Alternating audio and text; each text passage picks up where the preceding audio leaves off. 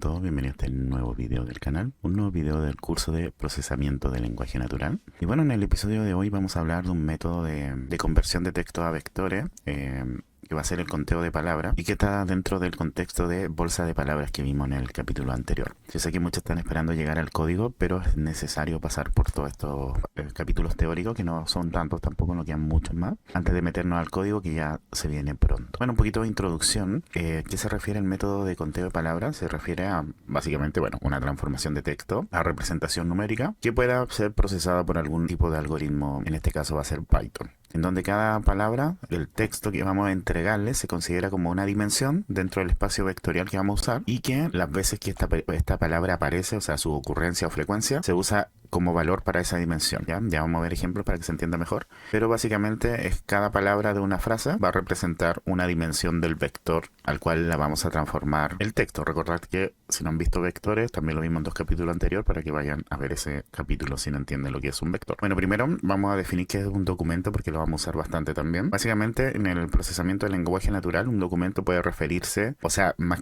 bien se refiere a la cadena de texto que vamos a usar para trabajar, que puede ser de cualquier longitud, puede ser un paper, un tweet, la revisión de un producto, un artículo, un script de YouTube, etcétera. Por ejemplo, si vamos a hacer una clasificación de spam de correo electrónico, un documento podría ser el correo electrónico individual, y en una tarea, por ejemplo, de análisis de sentimiento, un documento podría ser el comentario de algún usuario individual que vamos a tener y ver si ese comentario es un sentimiento positivo o negativo.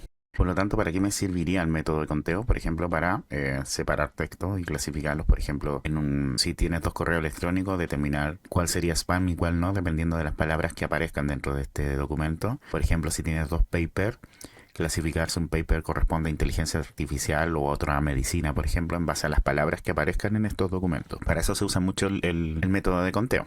Y bueno, ¿cuál sería básicamente el proceso? Es súper simple, lo voy a explicar de todas maneras. Básicamente, el tamaño del vocabulario que vamos a usar en este método se va a determinar recorriendo todas las palabras de los documentos.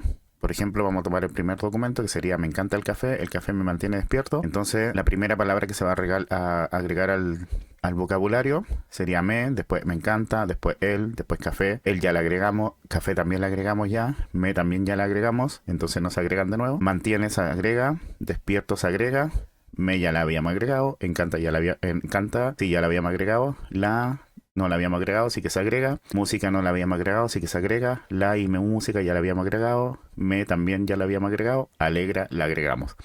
Y así sucesivamente. Y una vez que agreguemos todas las palabras únicas, vamos a poder tener cuál va a ser el tamaño de este vocabulario que vamos a usar para el método o el modelo. Y bueno, luego para cada documento vamos a crear un vector cuyo tamaño va a ser igual al tamaño del vocabulario. Es decir, cada método va a tener el tamaño total de la cantidad de palabras diferentes que hay en todos los documentos. Ahí lo vamos a ejemplificar acá con el mismo ejemplo. Por ejemplo, el documento 1, que es me encanta el café me mantiene despierto, su vector va a ser este de acá. ¿Por qué? Porque me aparece 2 veces en el primer documento, encanta aparece una vez, él aparece 2 veces, mantiene aparece una vez y despierto aparece una vez. Perdón el ladrido de los perros. Y bueno, la música alegra el oído, calor molesta, no aparecen en este primer documento, por lo tanto se quedan en 0. Y lo mismo para el segundo documento. Me aparece 2 veces, encanta aparece 1, el café mantiene despierto aparece 0 veces, la música la aparece 2 veces, música aparece 2, alegra aparece 1 y lo otro 0. Y así lo mismo para el documento 3. Por lo tanto, como ven, para cada documento vamos a tener un vector de tamaños del número de palabras diferentes que hay en el documento. Como ven, no es tan complicado.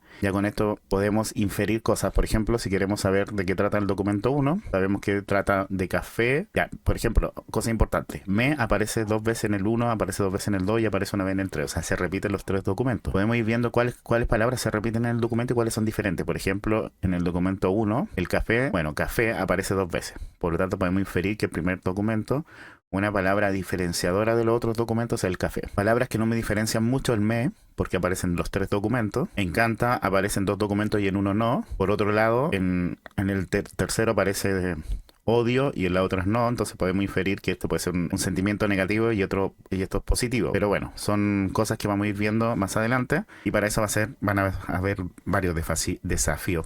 El primero va a ser la tokenización. ¿A qué me refiero con la tokenización? Básicamente cambiar una cadena de textos a palabras individuales. Entonces, ¿qué implica? Dividir esta cadena de texto en palabras individuales que se denominan tokens. Bueno, y este proceso puede ser complicado dependiendo del texto y otras cosas, como por ejemplo a la puntuación que pueden tener los textos, los caracteres especiales, por ejemplo la ñ. No todos los modelos o lenguajes de programación aceptan la ñ, los tildes, etcétera, etcétera, etcétera. Y después está el desafío del mapeo, que una vez que ya logramos separar en palabras los textos, es importante mantener un mapeo entre cada palabra en el vocabulario y su correspondiente posición en el vector, de modo que se pueda interpretar correctamente el significado del vector. O sea, necesitamos saber en base al vector y cuál es la correlación entre los componentes de este vector y cada una de las palabras correspondientes. Entonces es importante el tema del mapeo para poder llegar a conclusiones correctas y no hacer un modelo que realmente esté interpretando erróneamente los datos. Así que eso lo iremos viendo ya en los próximos capítulos, pero ya vimos el primer modelo, que es básicamente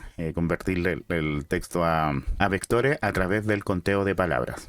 Es algo súper simple, pero es importante empezar con lo simple para ya ir avanzando y llegar a lo más difícil, que es el deep learning. Así que espero que les esté gustando. Lo invito a suscribirse al canal. Se vienen más capítulos, se viene ya pronto código para que empecemos a trabajar y hacer nuestros primeros modelillos. Y dejar su comentario. Nos vemos en el próximo capítulo. Les mando un abrazo, que estén bien. Active la campanita para que no se pierdan ninguna notificación. Un abrazo, que estén bien. Chau, chau.